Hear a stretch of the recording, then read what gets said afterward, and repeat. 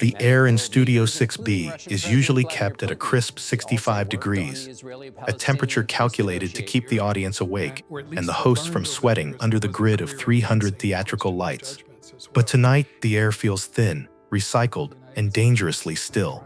Jimmy Fallon sits at his desk, the polished wood reflecting the blue wash of the background cyclorama. He is wearing a charcoal suit, the knot of his tie perfectly dimpled. His hands are clasped on the desk, not in his usual posture of eager anticipation, but in a stillness that feels heavy, like a paperweight placed on a stack of urgent files. Across from him, in the guest chair, sits William J. Burns, the director of the Central Intelligence Agency. Looks exactly as he does in every official portrait. Distinguished, gray-haired. The embodiment of the adult in the room. He is wearing a navy suit that costs more than the average car. Though it is tailored to look modest, his posture is relaxed, legs crossed, a slight diplomatic smile fixed on his face. He looks like a man who has spent 30 years in rooms where the furniture is antique and the conversations are classified. He looks safe. "It's great to have you here, really," Jimmy says. His voice is light, but it lacks the usual bounce. It's the voice of a man making small talk in a hospital waiting room. "I feel like I should be checking under my mug for bugs." The audience laughs. It's a warm, comfortable sound. They are here for the jokes. They don't know the script has been changed. Burns chuckles.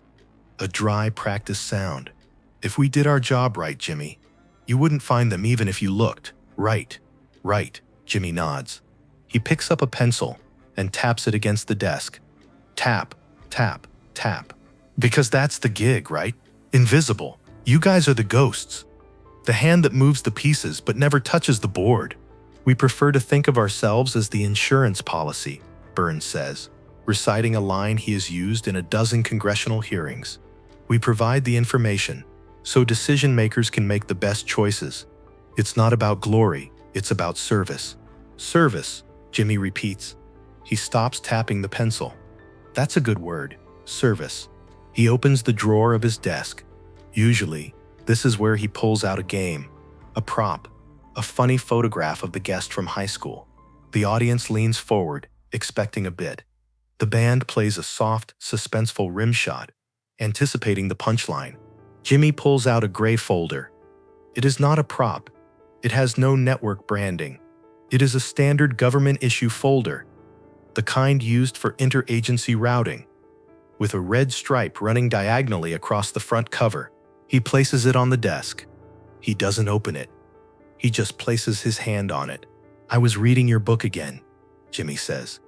"The back channel. Incredible stuff, really. The history, the tradecraft.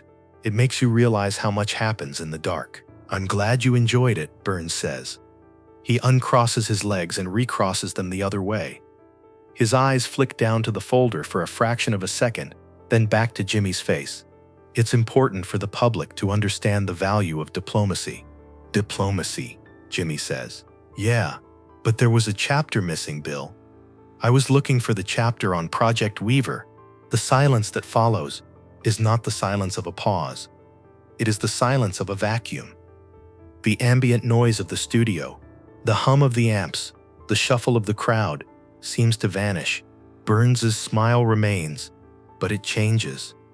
It stops being an expression of amusement and becomes a mask. The skin around his eyes tightens. "I'm afraid I don't know what you're referring to, Jimmy." "Weaver isn't, that's not a familiar term." "That's weird," Jimmy says. He opens the folder. He does it slowly, deliberately, like a doctor checking a chart before delivering bad news. "Because according to this, you signed off on the budget authorization for Weaver on November 14, 2023. In Zurich." Burns leans back. He looks at the producers off camera. He looks for the cue card, for the joke, for the gotcha sign. There is nothing. The teleprompter is blank. "Jimmy," Burns says, his voice dropping an octave, slipping into the tone he uses for subordinates who have overstepped. "We discuss a lot of hypothetical scenarios in the agency. If this is a bit about conspiracy theories, it's a little dry for late night." "It's not a bit, Bill." Jimmy looks down at the paper in the folder. He runs his finger along a line of text. "Zurich, The Dolder Grand Hotel, Suite 401. You met with 3 individuals. One of them was on a sanctions list. The other 2, well, they don't officially exist. Burns freezes. The blood seems to drain from his face, leaving it the color of old parchment. He knows the date. He knows the hotel. He knows the room number. I have meetings with foreign counterparts all the time, Burns says, the speed of his speech increasing by 10%. It's part of the job. You know that. We talk to everyone, even the people we don't agree with. That's how you prevent wars. Did this prevent a war? Jimmy asks. He looks up, his eyes locking onto Burns. Or did it start one? Jimmy pulls a photograph from the folder. He turns it around and holds it up to the camera. It's a grainy, black and white surveillance shot.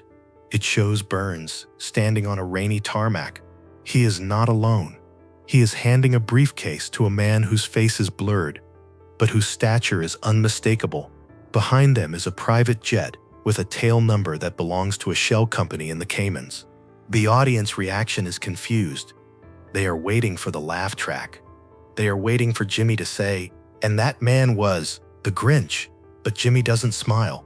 Burns stares at the photo. His mouth opens slightly, then closes. He swallows. The Adam's apple bobs in his throat like a trapped bird. "Where did you get that?" Burns whispers. The microphone picks it up perfectly. It sounds like a shout. "It doesn't matter where I got it," Jimmy says softly. "What matters is what's in the briefcase, Bill." This is highly classified material," Burns stammers. He sits up straighter, trying to regain the authority of his office. "Jimmy, if that is real, you are in possession of stolen government property. We need to stop this. Right now, cut the cameras." He gestures to the floor director. "Cut it." Nobody moves. The camera operators are statues. The red tally lights on the cameras burn like unblinking eyes. "We're not cutting, Bill," Jimmy says. "We're live. We're broadcasting to 6 million people. And right now, they're all looking at that briefcase." Burns looks at the monitor. He sees himself. He sees the fear radiating off him in waves. He realizes, with a jolt of nausea, that the room he is in, the friendly, celebrity-filled studio, is the most dangerous room he has ever entered. "There were assets in that region," Jimmy continues, reading from the dossier. "Assets who were promised protection. Weaver wasn't a negotiation, was it? It was a liquidation sale. You traded the network for a guarantee that never came. That is a gross mischaracterization," Burns snaps. His composure is cracking. The diplomat is gone. The cornered bureaucrat remains. "You have no idea the complexity of the decisions we make. You have no context. This is irresponsible. It's dangerous." "Dangerous for who?" Jimmy asks. He turns another page. "Because the 3 names on this list, they didn't make it home, Bill. They disappeared 2 days after your meeting in Zurich." Jimmy slides the paper across the desk. It stops just within Burns's reach. Burns looks at the list. He doesn't want to read the names, but he can't help it. His eyes drag across the paper. Name redacted. Name redacted. Name redacted. But Burns knows who they are. He knows their faces. He knows their families. He remembers the specific weight of the pen in his hand when he signed the order that cut them loose. He looks up at Jimmy. There is no anger in Jimmy's eyes. Only a terrible, clinical curiosity. "Tell me I'm wrong," Jimmy says.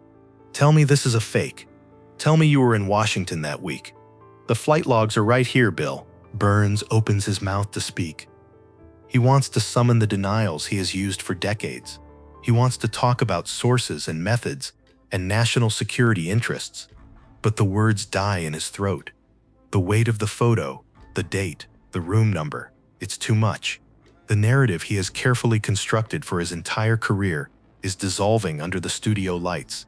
He realizes then that this isn't an interview. It's an execution. He reaches for the glass of water on the coaster next to him. His hand shakes, a fine, visible tremor. The ice cubes clink against the glass. Clink, clink, clink, a sound that echoes through the silent studio. He takes a sip, but he can't swallow. Burns starts. His voice cracks. He clears his throat. I have served this country for 33 years. I know, Jimmy says. That's why this is so sad. Jimmy closes the folder. The sound of the heavy paper stock slapping shut is final. We have to go to a break, Jimmy says. But he doesn't cue the band. He doesn't smile. He just sits there, watching Burns. No, Burns says. He stands up. He looks around the studio, looking for an exit, looking for a friendly face, looking for a way out of the trap. This is, sit down, Bill, Jimmy says. It's not a request. And the terrifying thing is, Bill Burns sits down. He sinks back into the chair, the fight draining out of him. He looks small. He looks old. He looks like a man who has just realized that history has finally caught up with him, and it has arrived in the form of a late-night host holding a gray folder. The camera pushes in slowly on Burns's face. The high-definition lens captures every pore, every bead of sweat forming on his upper lip, every fracture in his composure. Who gave it to you? Burns asks, his voice barely a whisper. Who gave you the file? Jimmy leans forward. Does it matter? It's out, Bill. It's all out. The band starts playing. It's not the usual upbeat funk. It's a low, dissonant chord that hangs in the air like smoke. The screen fades to black, but not before the audience sees Bill Burns bury his face in his hands.